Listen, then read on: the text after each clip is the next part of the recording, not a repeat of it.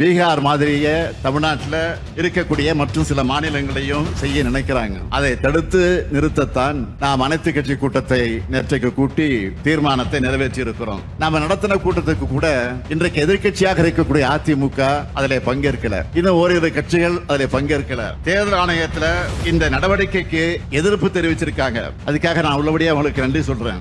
எதிர்கட்சி தலைவராக இருக்கக்கூடிய திரு பழனிசாமி அவர்கள் இதுல கூட இரட்டை வேடத்தை காட்டியிருக்கிறார். பாஜகவுக்கு பயந்து தேர்தல் ஆணையத்தோட நடவடிக்கையை எதிர்க்க பழனிசாமி பயப்படுகிறார். அதே நேரத்தில் அதிமுக தொண்டர்களுக்கு அறிக்கையும் அவர் வெளியிட்டிருக்கிறார். இன்று பத்திரிகையை நீங்கள் பார்த்திருக்கலாம். இதை காட்டுகிறது தேர்தல் ஆணையத்தோட நடவடிக்கையில பழனிசாமி அவர்களுக்கு சந்தேகம் இருக்கிறது இது காட்டுகிறது.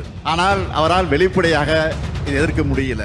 தான் பாஜகவுடைய பாதம் தாங்கி பழனிசாமி என்பதை நொடிக்கு ஒரு முறை அவர் நிரூபிச்சுக்கிட்டு இருக்கிறார். நான் உறுதியா சொல்றேன், பாஜக எப்படிப்பட்ட சதி செயலை செய்தாலும் அவங்களால தமிழ்நாட்டில் எதுவும் செய்ய முடியாது என்பதை அழுத்த திருத்தமாக நான் குறிப்பிட விரும்புகிறேன்.